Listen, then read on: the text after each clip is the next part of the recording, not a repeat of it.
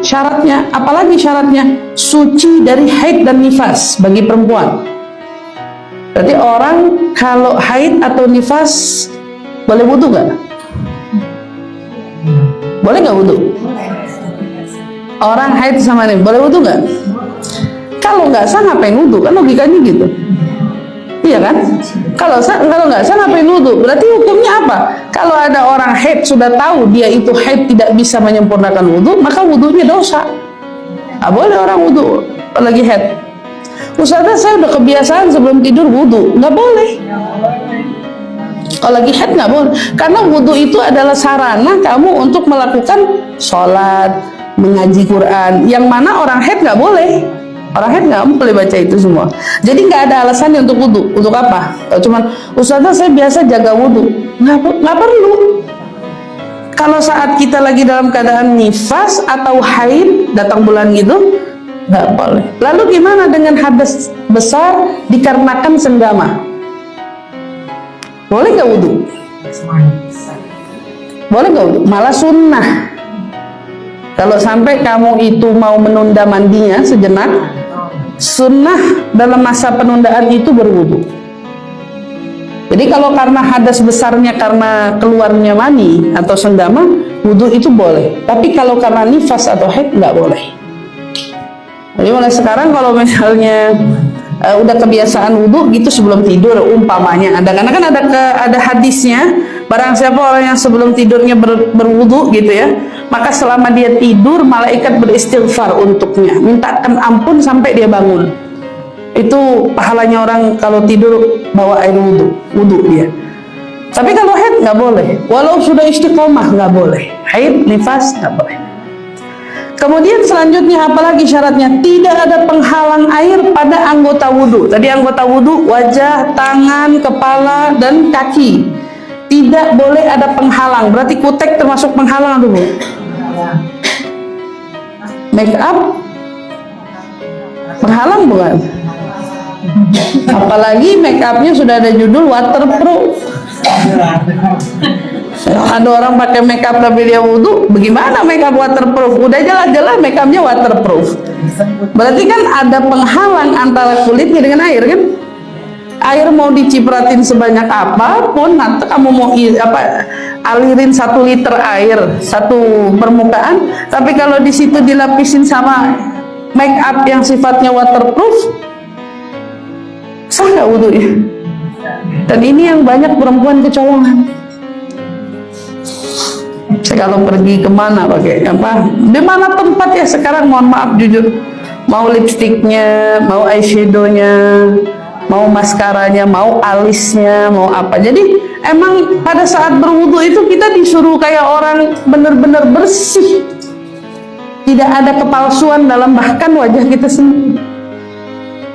Nggak ada. Makanya kenapa hukum sulam alis tuh dilarang, tato dilarang, karena itu menghalangi, sifatnya menghalangi. Extension bulu mata dilarang.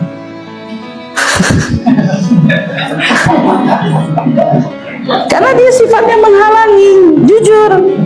Jadi kalau saya selalu bilang sama ibu-ibu ya, ibu-ibu kalau masih mau pakai tempelan bulu mata, ya bulu mata palsu nggak masalah gitu, tapi di waktunya wudu ya dilepas. Tapi jangan yang istilahnya extension itu yang sampai berapa lama gitu ya, apalagi sampai ditanam atau apa, nggak boleh. Bahayanya tuh kemana? Ini bukan tentang hukum melakukan itunya, tapi dampaknya wudumu tidak sah. Kalau udah wudu nggak sah, sholat mau 1000 rakaat nggak sah. Jadi kenapa banyak orang hari ini sholat udah tapi hidupnya masih galau? Ternyata mungkin selama dia wudu masih ketemu penghalangnya. Jadi saya selalu ingetin ya, ibu-ibu bagi yang masih make upan, kalau pergi keluar rumah untuk kumpul kawan, kajian, apapun itulah, jangan pernah lupa bawa penghapus make upnya. Saat mau wudu itu dibawa, mau pakai wipe tisu penghapus make up atau pembersih, cleanser, apalah gitu, ya itu dibawa. Ustazah, ribet-ribetan mana di dunia ngapus make up sama ribet hisab? Mendingan hapus make up kan, ada waktu ya nggak apa-apa, ini untuk Allah. Kalau kamu mau berjuang make up kurang lebih 1 jam untuk kamu dandan di mata orang, Allah minta kamu dandan juga di mata dia tapi tanpa make up. Ini realnya kamu itu dandananmu di hadapan Allah. Wudu, habis wudu saudara, kita habis wudu kita baru make up, gimana boleh nggak? Jagain wudu pas sampai waktu sholat, berarti sholat sambil ada make up, boleh apa enggak? Ya boleh, selagi zat make up yang kamu bawa itu tidak ada unsur najisnya. Ya, contoh kan banyak make up yang ada minyak babi, lemak babi atau apa. Selagi kamu bisa memastikan yang kamu pakai itu adalah halal, silahkan bawa dalam sholat, nggak ada masalah. Mau bibir kamu warnanya merah, oranye, pink, silahkan. Mau eyeshadownya gimana silahkan, tapi di saat wudhu tidak bisa seperti itu. Itu diperhatiin. Pensil alisnya kehapus. Apa ini namanya? Blush on atau sebelumnya blush on tuh apa?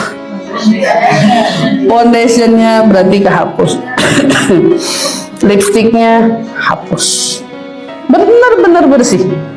Jadi jangan asal ngapus gitu ya, karena saya banyak nemuin orang yang masuk ke ruang wudhu, keluar mukanya masih sama.